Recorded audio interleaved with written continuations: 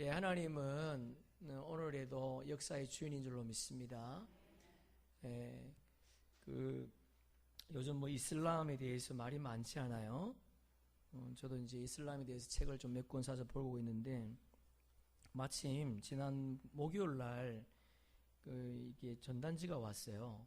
시대를 분별하라는 제목인데, 목회자 이슬람 세미나입니다. 근데 모든 성도들이 다 참여할 수 있어요. 이게 보니까 최바울 선교사라고 중동 지방에 선교하시는 분인데, 지금 서울대, 또 고대 아시아 연합신학대학교 한동대에 나가서 출강하고 계시고, 이분이 직접 오셔서, 그래도 가까운 곳이에요. 여기 보니까 문산 쪽에 있는 교회인데, 22일 날입니다. 22일 날, 월요일 날이에요. 월요일 날, 아침 10시부터 오후 3시 반까지인데, 여러분 시간 되시면 오셔서 함께 가면 좋겠어요. 시간을 좀 내시고, 가까운 데니까요. 우리 속장님들 좀 꼭 같이 하시면 좋겠고, 아무나 가실 수 있습니다. 가시는 분 신청하시면 제가 등록하도록 하겠습니다. 신청서가 있는데요. 회비는 10,000원밖에 안 해요. 교회에서 다 지불하도록 그렇게 하겠습니다. 그래서 식사까지 하고 올 수 있는데, 시간을 좀 내어서 우리 마지막 때를 우리 한번 어떻게 하면 슬기롭게 이길 수 있을까 한번 같이 가실 수 있으면 좋겠습니다. 이 시간 우리 한번 영상을 먼저 한번 보도록 하겠습니다. 2012년에 만들어진 거거든요. 그러니까 5에서 7년이 넘으면 가톨릭 인구보다, 여기서 말하는 가톨릭 인구는 기독교인을 말합니다. 기독교인의 인구보다도 무슬림이 더 많아진다는 거예요. 그러면 2012년을 만들었으니까 지금쯤 내년 되면 더 많아진다는 거죠. 무슬림이. 그럼 무슬림이 왜 무서운가 하면, 무슬림은 기독교인을 인정하지 않습니다. 기독교인을 죽이라고 쿠란에 되어 있어요. 그들과 상종도 하지 말고 기독교인은 죽이라고 되어 있거든요. 이 타이틀이 이슬람이 한국을 공격한다라는 타이틀이에요, 이게. 그래서 지금 대한민국의 익산이라고 하는 곳에 50만 평, 여러분 아시죠? 예. 그게 할랄이라고 하는 음식 센터가 들어서는데, 거기에 최대 인원이 몇백만 명인가 몇십만 명 고용 인원이 들어가야 돼요. 근데 거기는 무슬림이 아니면 못 들어갑니다. 그러면 무슬림이 들어오든지 아니면 한국의 젊은이들이 무슬림으로 개종을 해서 들어가야 돼요. 50만 평은 완전히 죽은 땅이 되죠. 그거를 지금 기독교인이 반대를 해서 멈췄습니다. 이슬람의 공격이 벌써 대한민국에 2번 이상 있었거든요. 근데 그것이 멈춰졌어요. 그러나 지금 정부에서는 허용한 상태예요. 언젠가는 다시 들고 일어설 수 있는 그런 요소들이 있다는 거예요. 근데 이 할랄이라는 음식은 여러분 잘 아시겠지만, 아무리 잘 만들어도 이슬람에서 허가가 나야 수출할 수 있습니다. 그러니까 이거는 재산성이 없는 사업이에요. 그럼에도 불구하고 사단이 가장해서 이 대한민국을 삼키기 위해서 지금 들어오고 있다는 거죠. 깨어있는 분들은 다 아시겠지만, 일반 대학들은 다 지금 이슬람이 기도할 수 있는 기도 센터를 다 만들었습니다. 벌써 자국민이 아니고 빈민청에 있는 학생들을 무학비 장학생으로 보내서 무슬림화 시키고 있어요. 그들에게 수당도 지급하지 않습니까? 한국의 여자와 결혼을 해서 아이 한 명을 낳으면 6천만 원, 많게는 7천만 원까지 준다 그래요. 덜컥 결혼했다가 그들이 개종하지 않으면 결혼이 지소가 안 되거든요. 죽느냐 사느냐의 문제예요. 왜 제가 이 영상을 봤냐면, 여러분 지금은요 깨어 있을 때입니다. 지금은요. 오늘 아침 일부 예배 때 함께 이 영상을 봤는데 한 분은 막 울더라고요. 여러분 깨어 있어야 돼요. 지금 세태가 이만큼 심각한 정도에 와 있습니다. 지금 그 주님이 뭐라 그래요? 내가 올 때에 믿음을 가지고 있는 자를 보겠느냐. 지금 유럽은요, 정말 멸종 상태예요. 그래서 많은 학자들이 지금 다니엘서 2장을 재해석하고 있죠.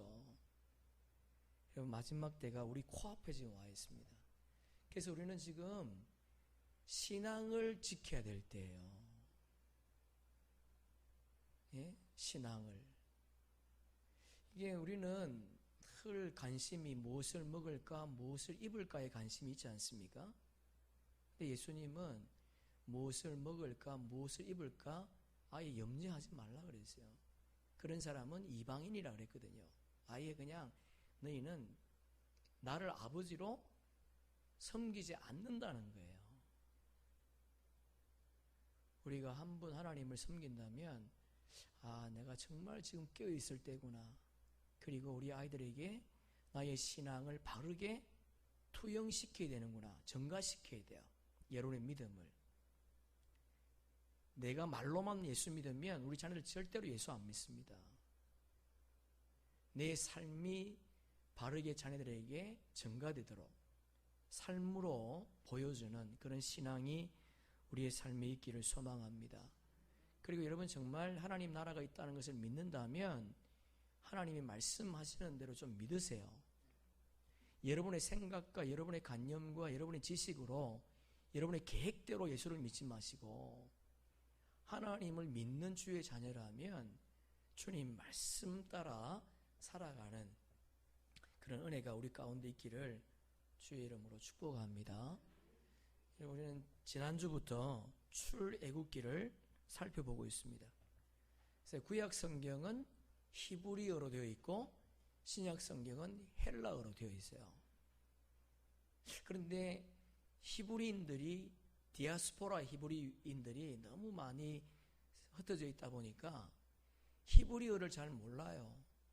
그래서 히브리어를 구약 성경 히브리어를 헬라어로 바꾸는 작업을 했죠. 지난주 함께 살펴봤지만 그것이 70인역 성경입니다. 70인역 성경. 그래서 70인역 성경과 히브리어 성경은 책 제목이 다르다고 그랬어요. 히브리 성경은 그냥 각 성경의 맨 앞구절, 그 앞구절에서 중요한 단어를 선택을 해서 책 제목으로 정합니다. 그래서 창세기는 베리시트라고 하는 태초에라고 정했고 출애굽기는요 벨렐 세모트라고 하는 히브리어인데 앞에 말씀처럼 이것들이 그들의 이름이다. 그래서 성경에 보면 오늘 우리가 읽었던 거 보면 이름이 기록되어 있지 않습니까? 이렇게 히브리어 가운데 중요한 단어를 선택을 해서 제목을 정했어요. 그런데 헬라어 성경은 그렇지 않습니다. 헬라어 성경은 그 책에 각 책에 가장 중요한 내용, 주제어를 성경의 제목으로 정했다는 거예요. 그래서 창세기를 게네시스, 기원, 출발 그런 의미로 썼고 그리고 출애굽기는요 엑소도스, 대이동, 대탈출 그랬죠. 대이동, 대탈출 뭐 의미적으로 맞지 않습니까? 70명의 사람이 애굽에서 내려갔는데 430년 만에 이동한 인구가 무려 300만 명 이상이 되었다. 뭐 대탈출의 의미가 맞죠. 그런데 그 의미는 또 다른 의미가 있다고 말씀드렸죠. 엑소도스는 두 단어가 합해진 거예요. 엑스라고 하는 뭐뭐 밖으로, 호도스라고 하는 길 밖의 길. 그러니까 세상의 길이 아닌 하나님의 길이 있다는 거예요. 여러분 우리는 그 길을 지금 선택해서 가고 있습니다. 그런데 그 길을 걸어감에도 불구하고 눈에 우리의 시선은 늘 다른 곳에 둔다는 거죠. 그것도 우리는 길밖의 길을 가기 위해서 들어섰는데 세상의 길에 우리의 시선을 우리의 눈을 돌린다는 거예요. 그래서 예수님도 이 길밖의 길이 어떤 길인가 세 가지 특징으로 말씀을 하셨어요. 우리 한번 마태복음 잘 아는 내용이지만 다시 한번 읽어봅시다. 시작. 좋은 좁은 문으로 들어가라. 멸망으로 인도하는 문은 크고 그 길이 넓어 그리로 들어가는 자가 많고 생명으로 인도하는 문은 좁고 길이 협착하여 찾는 자가 적음이라. 특징이 세 가지죠. 첫째는 주님이 말씀하신 그 길은 넓은 길이 아닙니다. 좁은 길이에요. 두 번째는요, 험하다, 협착하다, 험한 길이거든요. 가기가 좋은 길이 아니에요. 여러분, 가기 좋은 길이면 얼마나 좋겠어요. 하나님의 길을 걸어갈 때에 하나님이 우리에게 요구하시는 것들이 있잖아요. 그것을 수용하기가 너무 어려워. 그러나 복음 안에 들어오면 쉽죠. 정말 하나님의 세계를 인정한다면 쉬운 거예요. 근데 그걸 인정하지 못하니까 못하는 거예요. 세 번째는요, 찾는 자가 적다. 그러니까 찾아야지만이 찾을 수 있는 길이라는 거예요. 어떤 길이? 하나님이 예비하신 길 밖의 길. 엑소도스는 넓은 길이 아닙니다. 하나님이 예비하신 그 길은 찾아야지만이 찾을 수 있는 거예요. 저와 여러분이 복된 것은 그 길을 알고 지금 여기 있다는 거예요. 예? 이것이 복인 줄로 믿습니다. 그렇다면 여러분, 이왕 들어왔으면 그 길을 가려고 해야 되지 않겠습니까? 그런데 아니라는 거죠. 그게 아니라는 거예요, 이게. 오늘 본문 1절부터 5절에 보면 이름들이 쭉 기록되어 있지 않습니까? 여기는 굉장히 중요한 의미들이 있어요. 여러분, 이스라엘 나라는 목의 중심의 나라입니다. 목의 중심의 나라. 그러니까 어머니를 중심으로 한 나라라는 거죠. 오늘 우리가 읽었던 본문에 보면 야곱의 아들들이 기록이 되어 있는데, 야곱의 아들들을 보면 출생 순서가 아닙니다. 낳은 순서가 아니에요. 그 어머니가 누군가, 그 어머니에 대해서 지금 기록을 해놓고 있는 거예요. 우리가 알고 있는 것처럼 야곱에게는 4명의 부인이 있었지 않습니까? 4명의 부인. 그러니까 2절부터 3절에 보면 그 첫 부인이었던 레아가 낳았던 아들들을 소개하고 있는 거예요. 예? 그러니까 루벤, 시몬, 레위, 유다, 이사갈, 스불론, 이 사람들은요 다 레아가 낳은 아들이에요. 우리가 알고 있는 것처럼 야곱은 레아를 원하지 않았습니다. 라헬과 결혼하기 위해서 7년 동안 고생했지 않습니까? 얼마나 사랑했든지 7년 동안 일을 했지만 7년을 며칠처럼 여겼다, 그렇게 되어 있어요. 예? 여하튼 레아가 낳은 아들들을 기록을 하고, 두 번째 보니까 라헬이 낳은 아들이죠. 이 베냐민은요, 우리가 알고 있는 것처럼 막내잖아요. 맨 막내인데도 지금 여기 기록해 놓았어요. 그러니까 라헬, 두 번째 아내를 말하는 거예요. 그럼 세 번째 아내가 누군가요? 우리가 알고 있는 그 라헬이 아이를 못 낳으니까 자기 몸종인 빌하를 방에 넣어주죠. 그래서 빌하가 낳은 아들이 여기 단과 납달레예요. 그래서 그걸 보고 셈이 났던 언니 레아가 자기의 몸종 실바를 아내로 주지 않습니까? 그래서 실바가 낳은 아들이 각각 아셀이라, 그렇게 기록해놨어요. 그러니까 이스라엘은 목의 중심입니다. 그래서 엄마가 유대인이고 아버지가 이방인이면 그 자녀는요 유대인이에요. 아버지가 유대인이고 엄마가 이방인이면 이방인입니다, 그 자녀가. 뭘 의미하는가요? 부모의 역할이 그만큼 중요한데, 그 중에도 누구의 역할? 엄마의 역할이. 엄마의 역할이 굉장히 중요하다는 거예요. 왜 그럴까요? 여러분 생각해 보세요. 우리 금방 알 수 있잖아요. 자네들은 아버지보다 엄마하고 있는 시간이 훨씬 많습니다. 대부분. 설교는 보편성이죠. 남편들은 아침에 나갔다 저녁에 들어오잖아요. 근데 엄마는요, 아이와 하루 종일 있을 수 있죠. 그래서 엄마의 신앙이 자녀에게 전달되더라는 거예요. 여러분, 그러니까 우리 자녀가 믿음으로 세워져 있지 않다. 그것은 아버지보다도 엄마의 신앙의 영향을 받았다라고 생각하면 돼요. 그러니까 여인의 기도와 그 우리 어머니들의 그 신앙의 삶이 그만큼 중요하다는 거예요. 여러분, 우리 자녀들이 정말 다른 세상에서 살 거예요.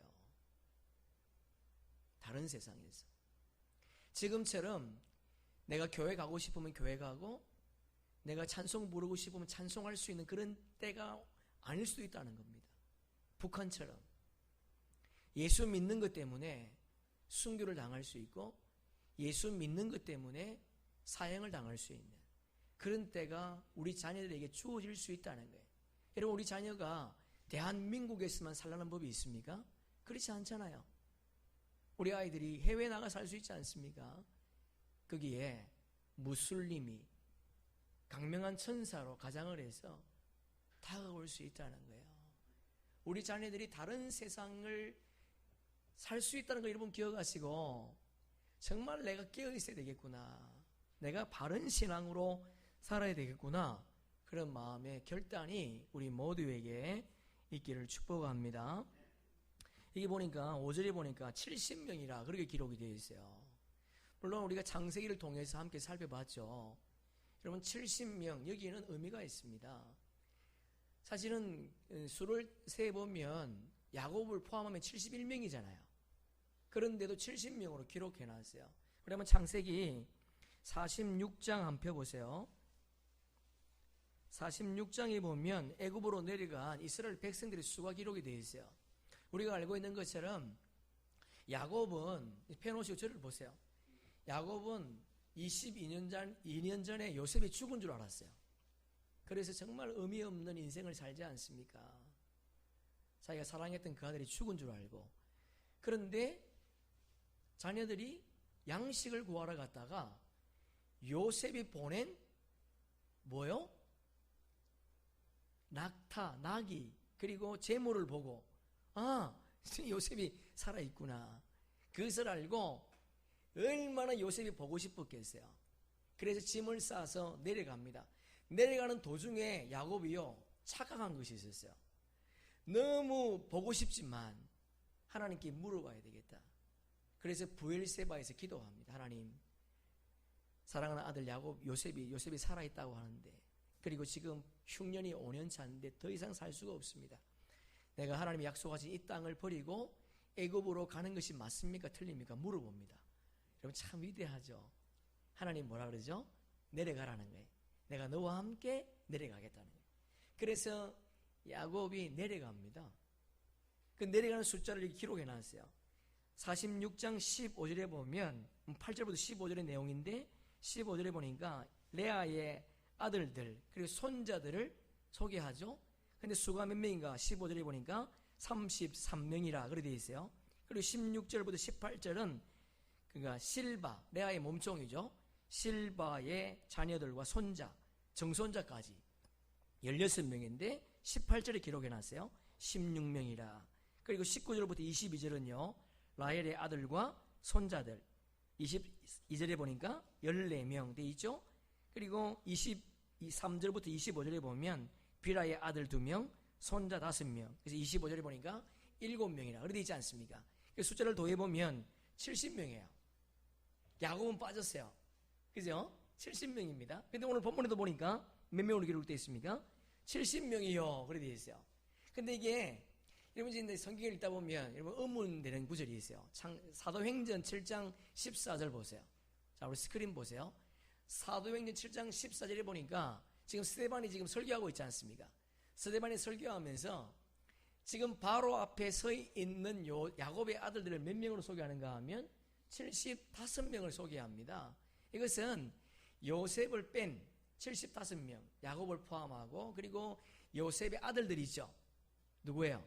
므낫세와 에브라임, 그리고 그들의 아들들을 포함해서 75명이에요. 그래서 뭐 성경이 틀렸네, 그렇게 하시면 안 되겠죠. 이거는 시대가 흐른 다음에 요셉이 바로의 앞에 섰던 자기 아들들을 포함한 숫자가 75명이에요. 자, 근데 이제 중요한 것은 70이라는 숫자가 중요해요.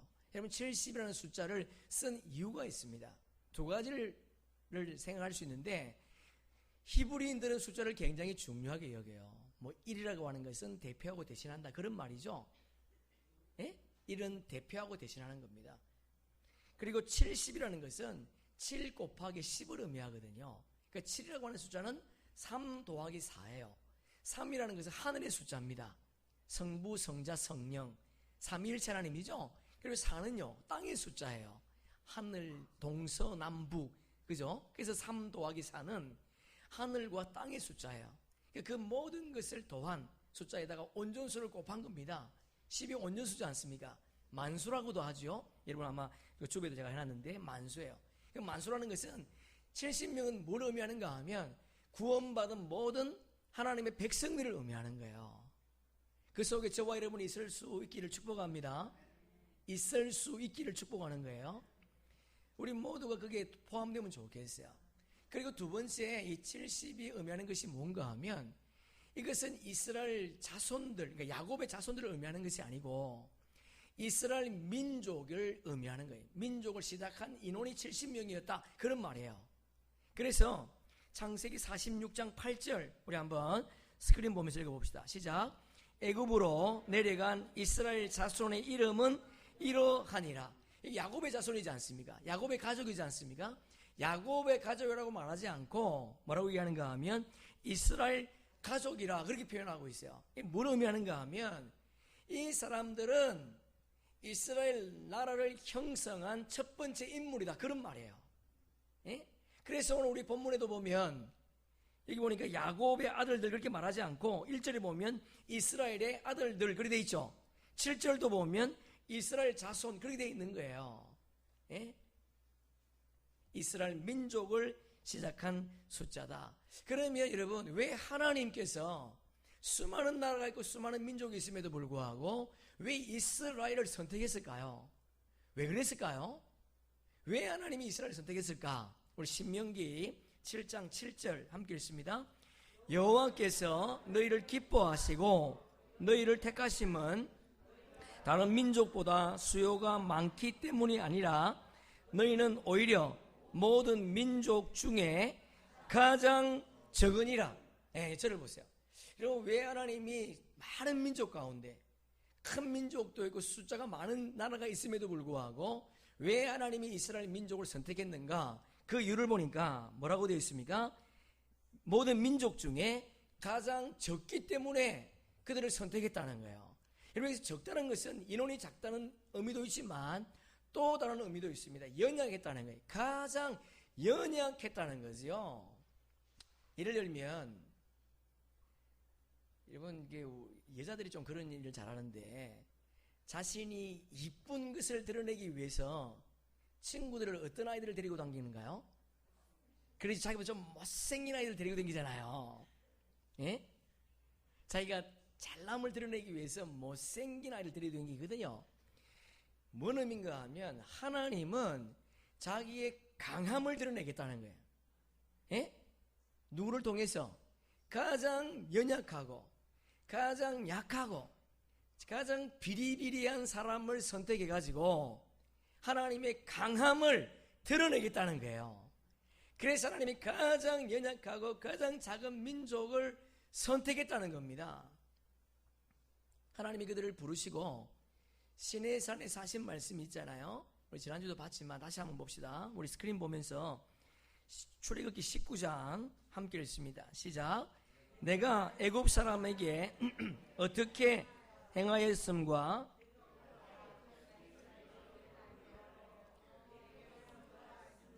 너희가 보았느니라.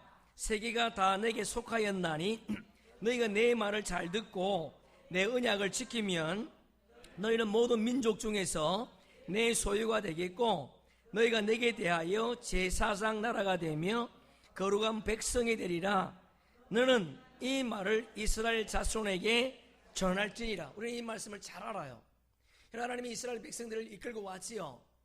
하나님께서 애굽에서 시내산까지 끄집고 왔습니다. 여러분, 시내산까지 왔다는 것은 엄청난 사건들이 있었지 않습니까? 홍해를 건너왔습니다. 건너왔는데 물이 없어. 그것도 마라라고 하는 곳에 가보니까 물을 먹을 수가 없어요. 쓴 물이에요. 그래서 하나님이 모세에게 뭘 던지라? 잎사귀를 던졌더니 그 물이 달아졌습니다. 그래서 쓴 물을 그들이 단물로 먹었습니다. 그게 마라 강야입니다. 그리고 그들이 어디까지 갔습니까? 또 다른 강야로 갔지요. 여러분, 그 강야에 가보니까 물이 없어. 이제 마라 같은 그런 물이 없어. 그래서 하나님이 모세에게 뭐라 그러죠? 반석을 치라는 거죠. 반석을 쳤더니 물이 나왔습니다. 먹을 것이 떨어졌습니다. 하나님께서 아침에는 무엇으로? 만나로. 그들이 이 만나를 먹다가 너무 좋았는데 며칠 먹고 나니까 짜증이 났지요. 애굽에 있을 때는 고기를 먹었는데 그때 하나님께서 뭘 주셨습니까? 메추라기를 줬다는 거예요. 그들이 입에서 냄새 날 정도로. 여러분, 그런 놀라운 역사를 행하시고 하나님이 시내산까지 데리고 왔어요. 그들이 데리고 왔는데 어떻게 데리고 왔는가? 독수리가 새끼를 업어서 이곳에 옮긴 것처럼 내가 너희를 그렇게 업어왔다는 거예요. 업고 이곳까지 왔다는 거예요. 시내산까지. 여러분, 시내산에 왔는데 시내산에 와서 하나님이 말씀하십니다. 하나님께서 이스라엘 백성들을 선택한 목적이 있어요. 아니, 출애굽시킨 목적이 있습니다. 그것이 뭔가 보니까 하나님의 소유로 삼겠답니다. 두 번째는요, 제사장 나라로 만들겠다는 거예요. 세 번째는요, 거룩한 백성으로 만들겠답니다. 누가? 하나님이. 여러분, 우리가 아니에요. 하나님이 하나님의 소유로, 그리고 하나님의 제사장 나라로, 그리고 거룩한 백성으로 하나님 만들겠답니다. 그런데 중요한 것은 우리가 할 것이 있어요. 그게 뭐냐? 빨간 줄로 쳐 있죠. 우리 한번 읽어봅시다. 시작. 내 말을 잘 듣고 내 언약을 지키면. 여러분, 하나님이 우리를 복의 통로로 삼으셨습니다. 할렐루야. 하나님이 우리를 일방적으로 이렇게 삼으셨어요. 복의 통로로 삼으셨는데 우리가 해야 될 게 있다는 거예요. 그 말을 듣고 지키면. 여러분, 저와 여러분이 주의 말씀을 듣는 거 중요하지만 그 말씀을 듣고 지키는 것이 더 중요한 줄로 믿습니다. 듣고 지켜야 돼요. 지키세요.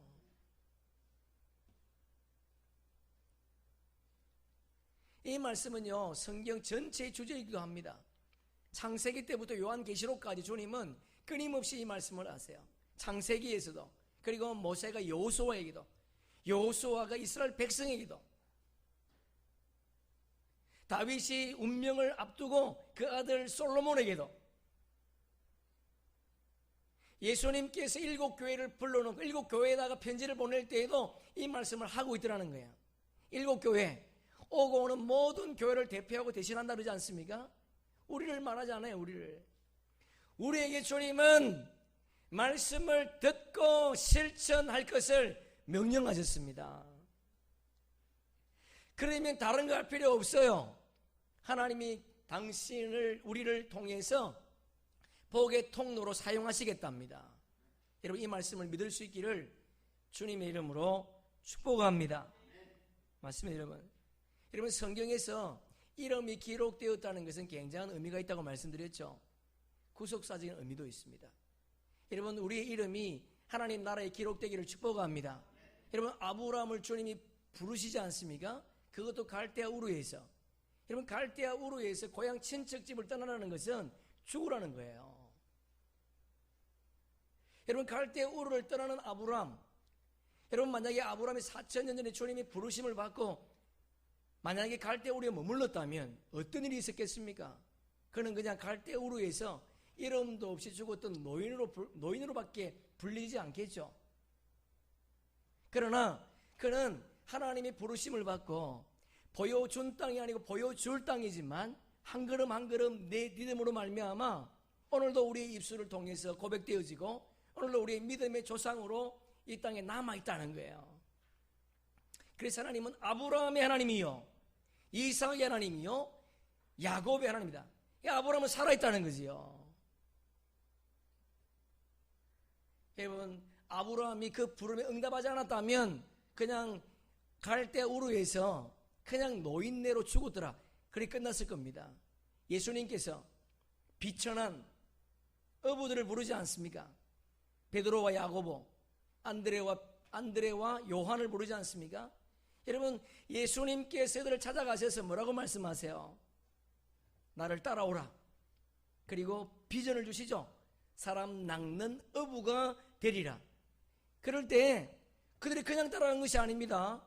배와 그물을 버리고 따라갔다는 거예요. 뭘 의미하는 거예요? 생계를 버렸다는 겁니다. 자신의 삶을 포기했다는 거예요. 여러분, 그들이 포기할 때, 버릴 때 그들의 이름은 오늘도 우리 입술을 통해서 고백되어지고, 신약시대에 그리스도의 턱업, 그리스도의 밑거름이 되어서 오늘도 하나님의 교회를 세워가는 아름다운 이름이 되었다는 겁니다. 그들이 만약에 주님의 부르심에 응답하지 않았다면 그냥 갈릴리 바다에서 고기 잡는 어부로, 이름도 없이 그냥 어부로 살다가 죽었더라, 그렇게 되지 않겠습니까? 하나님의 선택 앞에 섰던 부자 청년 보세요. 여러분, 부자 청년, 여러분, 그는요 지금도 그냥 이름도 없이 부자 청년으로 우리에게 소개되고 있습니다. 여러분, 부자 청년은 예수님께 왔습니다. 예수님께 어떻게 하면 영생을 얻을 수 있습니까? 묻지 않습니까? 예수님께서 뭐라 그러죠? 계명을 지키라. 그때에 부자 청년이 나는 어릴 때부터 계명을 지켰습니다. 예수님 다시 말씀하시죠. 너 가진 거 너무 많아. 그것이 우상이야. 그거 나눠주고 나를 따라오라. 여러분, 그때에 부자 청년이 어떻게 해요? 가진 것이 많음으로 근심하고 돌아갔다는 거예요. 여러분, 부자 청년은 작정하고 예수님을 찾아왔습니다. 아브라함과 베드로는 작정하지 않았습니다. 하나님, 예수님이 부를 때 그냥 부르며 응답한 거예요. 그런데 부자 청년은 작정하고 예수님을 찾아왔지만 그가 가진 것이 너무 많아 근심하고 돌아가므로 그의 이름은 지금도 부자 청년으로 남아있더라는 겁니다. 여러분은 어떻습니까? 일산에 살다가 살았던 어떤 여인으로, 일산 땅에 살았던 어떤 남자로 이름을 남기고 죽고 싶습니까? 아니면 여러분의 이름이 생명책에 기록되기를 원하십니까? 우리의 이름이 하나님 나라의 생명책에 기록되기를 주님의 이름으로 축복합니다. 어떤 남자가 아닌 어떤 여인으로 살았더라가 아니라 나의 이름을 가지고 예수 그리스도를 위해서 살았다고 하는 이런 분명한 아이덴티티, 분명한 목적을 가지고 살아가는, 그래서 우리의 이름이 생명책에 기록되어서 주님 맞이할 때에 주님으로부터 기쁨이 되어지는 그런 은혜가 있기를 주의 이름으로 축복합니다. 5절 보세요. 이 5절 보면 아주 중요한 단어가 또 하나 있는데, 야곱의 흙이 되어 있죠. 흙이다 한번 줄 한번 쳐볼까요? 흙이라고 하는 단어는 야레크입니다. 이 야레크라는 뜻을 보니까 생명의 원천, 생명의 근원, 그런 말이에요. 생명의 원천, 생명의 근원, 그런 말인데, 창세기 32장 25절 우리 함께 스크린 보면서 읽습니다. 시작. 자기가 야곱을 이기지 못함을 보고 그가 야곱의 허벅지 관절을 치매 야곱의 허벅지 관절이 그 사람과 씨름할 때에 어긋났더라. 이 허벅지가 야레크입니다. 네? 여기 보면 자기가 돼 있죠. 이 자기가 누구예요? 하나님의 천사죠. 하나님의 천사와 야곱이 씨름하는 거예요. 우리가 알고 있는 것처럼 이삭이 군사 400명을 이끌고 오지 않습니까? 그랬더니 야곱이 죽었구나. 에스가 400명을 이끌고 올 때에 죽었구나. 그런데 마지막 수단, 내가 그분 앞에 기도하리라. 무릎을 꿇고 있죠. 천사가 찾아왔습니다. 안 놓는 거예요. 그래서 천사가 어디에? 생명줄에다가 쳐버렸습니다. 그래서 야곱이 절면서 가지요. 예, 절면서. 그때에 에스가 절면서 오는 야곱을 맞이하면서 내가 너를 보니 곧 하나님을 보는 것과 같아, 그렇게 말하죠. 여러분, 우리가 겸손해지면 우리의 대적들도요 우리를 품어줍니다. 이거 보니까 이 지금 야곱이 그랬다는 거예요. 생명줄이 끊어졌다는 거예요. 생명력이 끊어졌다는 겁니다. 근데 하나님께서 그에게 이름을 주시죠. 이름을 바꾸지 않습니까? 야곱에서 이스라엘로. 여러분, 이스라엘의 의미가 뭐예요? 하나님과 겨루어 이겼다는 뜻이거든요.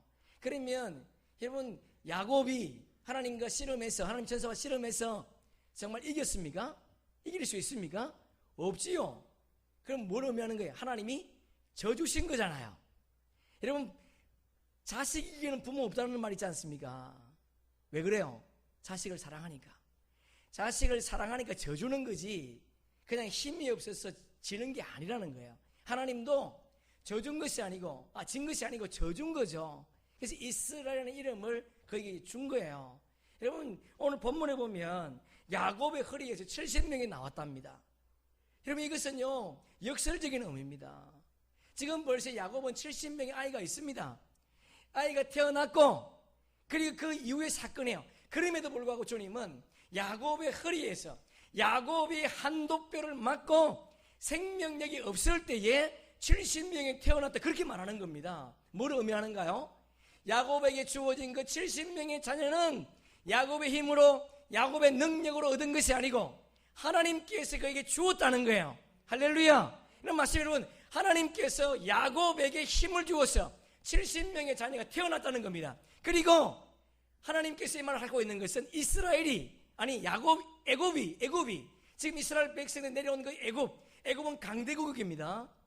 근데 소수의 70명, 미미한 그들을 통해서 어떻게 해요? 강대국을 이루겠다는 겁니다. 그런 의미에서 이스라엘 백성들의 70명, 그리고 애굽은 야레크. 애굽이 지금 야레크라는 거예요. 이 말씀이 이해가 되는가요? 지금 우리 앞에 있는 거대한 어떤 문제들, 그것이 야레크라는 겁니다. 하나님이 하시겠다는 거예요. 이스라엘 백성들이 애굽에 내려갔지만 그 애굽에서 주님이 하시겠답니다. 그래서 결국 그들은 강대국이 된 줄로 믿습니다. 여러분, 우리의 삶 속에 하나님의 야레크, 내 힘이 아닌 나에게 주어진 모든 것이 하나님께로부터 왔다는 것을 인정할 수 있기를 축복합니다. 여러분의 건강도, 여러분의 지식도, 여러분의 재물도 나의 것이 아니고 하나님으로부터, 야레크, 하나님으로부터 왔다는 것을 인정하면서 그분이 요구하실 때에 내어놓는, 그분이 원하실 때에 여러분의 시간을 내어놓고, 그분이 원하실 때 여러분의 달란트를 내어놓고, 그분이 원하실 때 여러분의 재물을 내어놓는 그런 사람들이 되기를 축복합니다.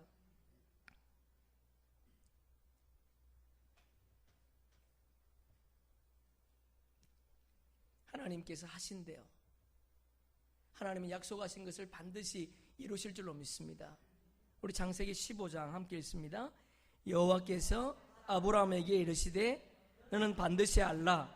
내 자손이 이방에게 객이 되어 그들을 섬기겠고 그들은 400년 동안 내 자손을 괴롭히리니 그들이 섬기는 나라가 내가 징벌할지며 그 후에 내 자손이 큰 재물을 이끌고 나오리라. 하나님이 아브라함이 약속하신 거 아닙니까? 근데 정말 약속하신 그대로 이스라엘 백성들이 출애굽했다는 거예요. 엑소더스, 여러분 꼭 기억하시면서, 야레크, 하나님이 나에게 주신 거구나. 하나님의 생명력을 가지고 우리가 남은 때를 살기를 소망합니다. 또 보세요. 6절 보세요. 자, 6절 우리 한번 읽어봅시다. 시작. 요셉과 그의 모든 형제와 그 시대의 사람은 다 죽었고, 여러분 줄 한번 쳐보세요. 다 죽었다. 이것이 출애굽기의 중요한 주제이기도 합니다. 그리고 우리 인생의 주제가 되어야 돼요. 어떻게 보면 성경 전체의 주제일 수도 있습니다. 다 죽었고, 여러분 죽어야 삽니다. 할렐루야. 죽어야 살아요. 아직도 교회 나오지만 아직도 옛 습품을 버리지 못하면 여러분 안 됩니다. 아니, 여러분 천국 갈 수 없습니다. 꼭 기억하세요. 다음에 하지 뭐. 아니, 여러분 그 다음은 또 다음입니다. 여러분 죽어야 돼요. 예수 만나고 죽어야 돼요. 보세요. 하나님께서 아브라함에게 약속하지 않습니까?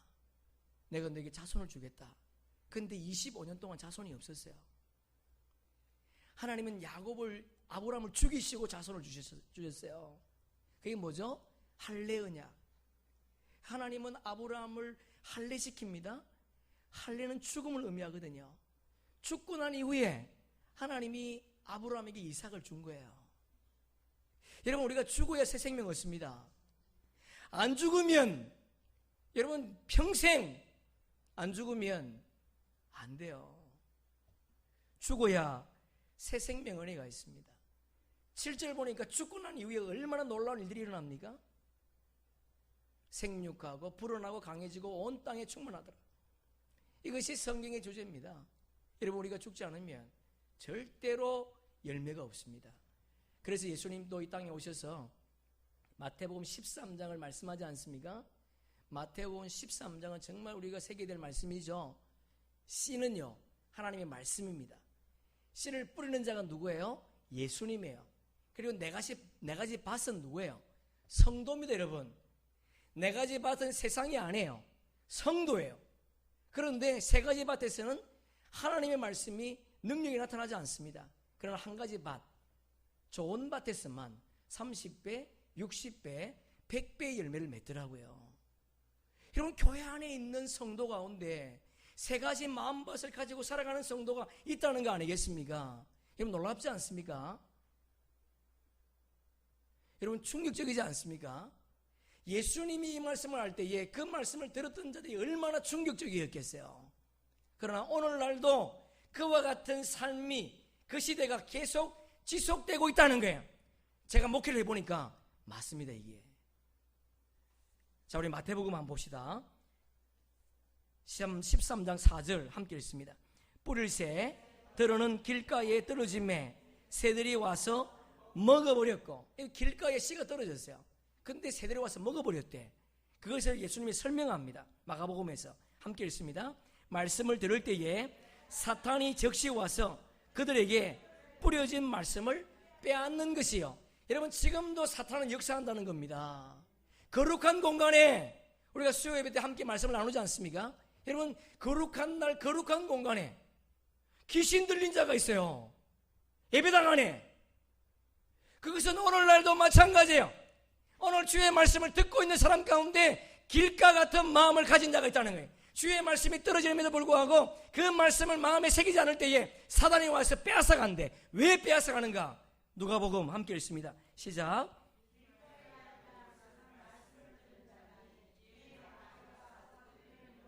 구원을 얻지 못하게 하려고 말씀을 그 마음에서 빼앗는 것이요. 여러분, 우리가 구원받기 위해서 앉아있지 않습니까? 근데 구원받지 못하도록 사단이 빼앗아간대. 우리가 그 말씀을 듣고 실천해야 되는데 그 말씀을 실천하지 못하도록 사단이 와서 빼앗아간다. 그것도 즉시. 지금도 활동하고 있다는 거예요. 지금도. 마가복음 1장에서 예수님이 그것을 우리에게 보여줬습니다.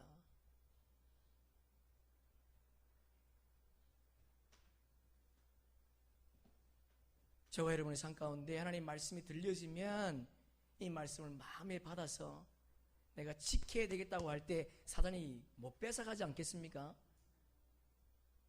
두 번째 돌짝밭 봅시다. 13장 5절 6절 시작.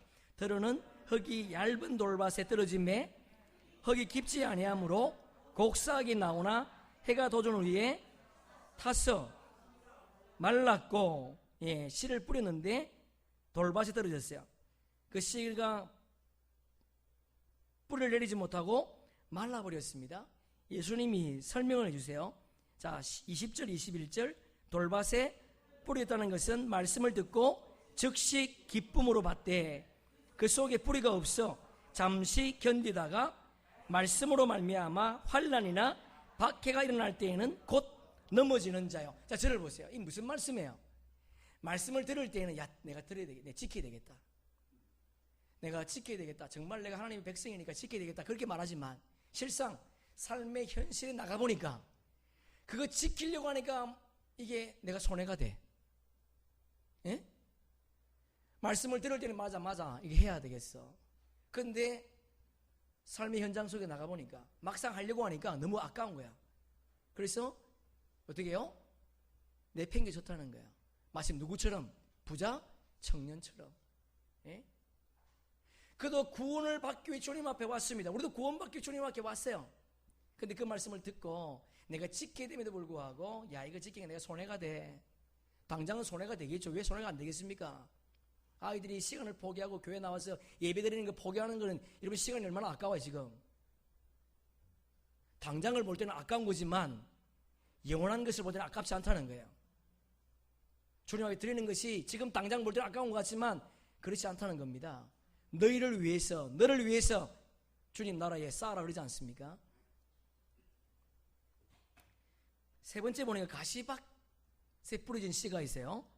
13장 7절 시작. 들어는 가시 떨기 위해 떨어짐에 가시가 자라서 기운을 막았고, 예수님이 설명합니다. 13장 22절 시작. 가시 떨기에 뿌려졌다는 것은 말씀을 들으나 세상의 염려와 재물의 유혹에 말씀이 막혀 결실하지 못하는 자요. 이 사람 말씀을 듣습니다. 예? 한 귀로 듣고 흘려보내는 사람이 아니에요. 말씀을 들어요. 그런데 그에게 장애물이 생겼어요. 그 장애물이 뭐예요? 세상의 염려, 재물의 유혹. 참 우리는 재물에 약하거든요. 참 인간이에요. 재물에 약해요. 사람들은, 아니 그리스도인들은, 그리스도인이라고 말할 수 없겠죠. 교회 나오는 사람들은 가운데 하나님도 섬기고 재물도 섬겨야 되겠다, 그런 사람들이 있습니다. 그런데 예수님은 단호하게 말씀하십니다. 하나님과 재물을 겸하여 섬길 수 없다 그래요. 자, 우리 한번 함께 읽어보겠습니다. 시작. 한 사람이 두 주인을 섬기지 못할 것이니 호기를 미워하고 저를 사랑하거나 호기를 중히 여기고 저를 경히 여김이라. 너희가 하나님과 재물을 겸하여 섬기지 못하느니라. 여러분, 하나님은, 예수님은 우리에게 파늘고 말하지 않습니까? 그죠? 재물과 하나님을 겸하여 섬길 수 없대요, 여러분. 근데 많은 사람들이, 많은 교회를 출입하는 사람들이 하나님도 섬기고 재물도 섬기겠대. 여러분, 이런 말을 하면 저도 사실 불편해요. 근데 이 말을 듣는 사람과 누가 불편한 줄 아십니까? 바르게 섬기지 못하는 사람들이 불편해요. 예? 주님 앞에 드리는 사람들은 불편하지 않습니다, 이 말은. 그런데 자기가 못하면서, 예? 자기가 못하면서도 불구하고 이 말씀을 전하면 괜히 자기가 불편한 거야. 나는 하나님 말씀을 전하는 거거든요. 하나님께서 말씀하시잖아요. 그렇게 안 된다고. 그러면 안 됩니다. 이게 될 수가 없어요. 저와 여러분이 하나님이 말씀하시면 말씀하는 대로 들을 수 있기를 소망합니다. 마지막 네 번째 보니까 좋은 땅이 있어요. 13장 8절 보세요. 함께 읽습니다. 들어는 좋은 땅에 떨어짐에 어떤 것은 100배, 어떤 것은 60배, 어떤 것은 30배의 결실을 하였느니라. 여러분, 이것을 누가복음이 아주 정확하게 우리에게 소개를 해줘요. 자, 우리 누가복음 18장 5절, 15절을 함께 읽어봅시다.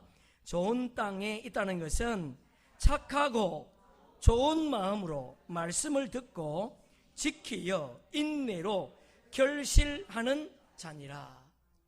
지키어. 예? 지키어.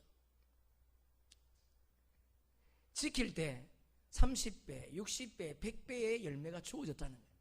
여러분, 그러면 세 가지 밭과 이 좋은 밭과 차이가 뭐겠습니까? 차이는 딱 한 가지입니다.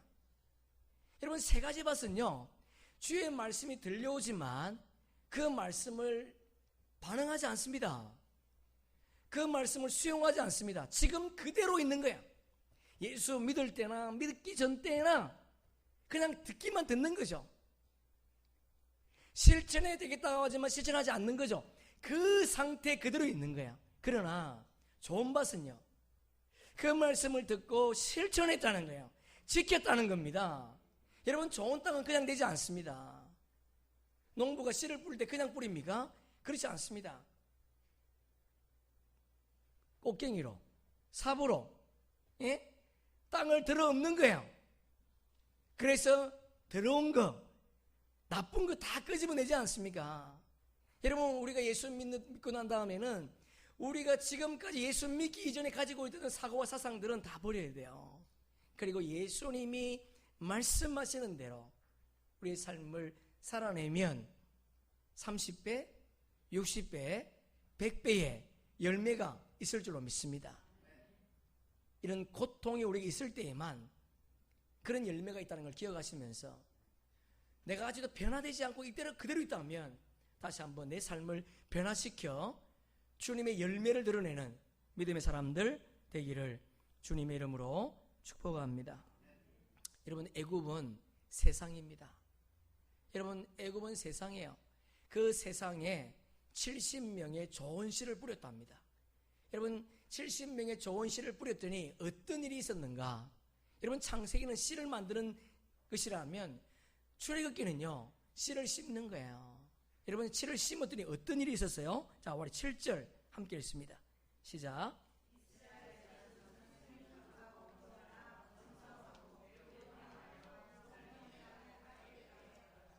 다시 한번요.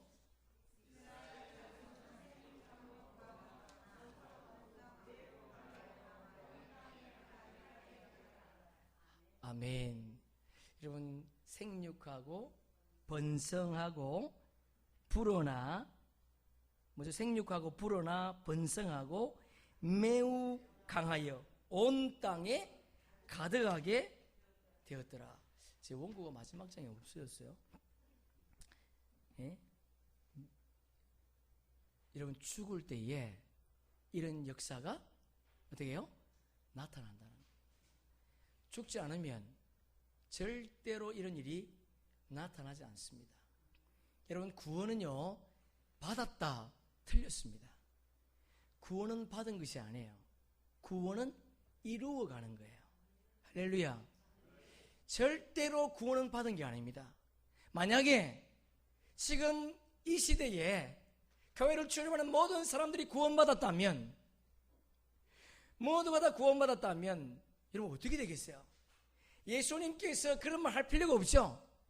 끝까지 견디라, 내가 올 때 믿음을 가지고 있는 자를 보겠느냐, 그런 말을 할 필요가 없지 않습니까? 여러분, 교회에 들어와 있지만 모두가 다 구원받은 거 아니에요. 구원을 지금 이루어가고 있다는 거예요. 저와 여러분이 구원받은 자로서 구원을 이루어가는 그런 놀라운 은혜가 있기를 주님의 이름으로 축복합니다. 누가 가장 불쌍한 자겠습니까? 교회는 와 있지만 주님 나라, 주님이 이 땅에 재림할 때에 구원받지 못할 자가 가장 불쌍한 자 아니겠습니까? 여러분, 저와 여러분이 구원받아가는 가정 속에 있다는 걸 기억하시면서 내가 구원받아갈 때에 내가 죽음으로 말미암아 내 삶 속에 놀라운 열매들이 생겨나는 그런 은혜가 있기를 주님의 이름으로 축복합니다. 말씀을 정리하겠습니다. 1절부터 5절까지 보니까 이름들이 기록이 되어 있어요. 여러분, 우리의 이름이 하나님 나라에 기록되기를 소망합니다. 여러분, 많은 이름들이 있지만 그 이름 가운데 작은 소수의 이름들만 기록하고 있습니다. 야곱의 12아들들, 그들은 12아들들은 무엇을 의미하는가? 구약의 모든 성도들을 대표하고 대신합니다. 그들의 이름만 기록되어 있어요. 여러분, 우리의 이름 속에, 우리의 삶 속에 여러분의 이름이 이 땅에 있으면 남는 자가 아니라 하나님 나라에서 여러분의 이름이 남겨지기를 주님의 이름으로 축복합니다. 여러분, 이 소수의 무리를 통해서 주님은 놀라운 일을 하셨습니다. 그들이 죽었다는 거예요. 그런데 성경은 6절에 보니까 다 죽었다, 다 죽었다. 여러분, 죽었으면 끝나는 거 아닙니까? 죽으면 끝나요. 여러분, 세상의 논리는 죽으면 끝납니다. 그러나 하나님의 논리는 다릅니다. 하나님의 논리는 죽으면 그때에 주님은 일하신다는 거예요. 내가 죽지 않으면 절대로 주님이 일하지 않습니다. 내가 죽을 때, 내가 세상의 논리로부터 죽을 때에 주님은 하나님의 논리로 우리 인생을 이끌어 가시겠대요. 여러분, 이왕 교회 들어왔습니다. 예수 믿기로 결정했습니다. 그렇다면 여러분, 세상의 논리가 아니라 힘의 논리가 아닌 하나님의 논리로 내가 죽음으로 말미암아 주님이 일하실 수 있도록 우리 인생을 그분께 맡기는 그런 은혜가 우리의 삶 가운데 있기를 축복합니다. 그러면 반드시 주님이 생육하고 불어나게 하시고 번성하게 하시고 강하게 하시고 온 땅에 가득하게 하실 줄로 믿습니다. 여러분, 이 은혜를 마음에 새기면서 내가 죽지 않아서 이랬구나, 내가 죽어서 이런 놀라운 열매를 보고 있구나, 우리 이걸 한번 기억합시다. 그리고 그분을 맞이할 때에 기쁨으로 맞이할 수 있는 모든 주의 백성 되기를 예수의 이름으로 축복합니다. 우리 찬양 잠깐 나오시고요. 우리 성경 마가복음 4장, 마가복음 4장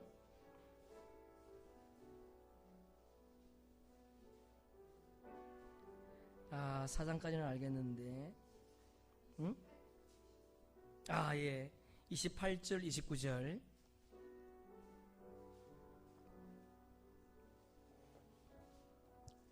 마가복음 4장 28절 29절 우리 두 절을 함께 읽습니다. 시작. 땅이 스스로 열매를 맺되 처음은 싹이요, 다음에는 이삭이요, 그 다음에는 이삭의 충실한 곡식이라. 열매를 익으면 곧 낫을 되나니 이는 추수 때가 이르렀습니다. 여러분, 땅이 그렇게 되어 있습니다. 땅이 좋은 땅이 되면 돼요. 여러분, 우리가 좋은 땅이 되면 하나님께서 일하시겠답니다. 할렐루야. 여러분, 좋은 땅이 문제예요. 좋은 땅이 되어야 됩니다. 좋은 땅은 세상의 땅이 아니에요. 하나님의 땅인 줄로 믿습니다. 좋은 땅만 되면 우리가 일하지 않아도 돼. 내가 일하는 것이 아니라 주님께서 일하시겠답니다. 좋은 땅이 되기 위해서는 우리의 아픔이 있습니다. 우리에게 고통이 있습니다. 우리에게 환난이 있어요. 여러분, 그 고통과 환난을 잘 참고 이기면 하나님께서 우리를 통해 일하시겠다 약속하셨으니까 그 약속을 믿으면서 오늘부터 이 시간 내가 좋은 땅이 되리라.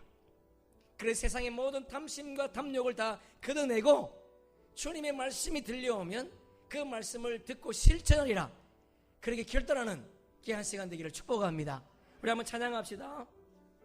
나 무엇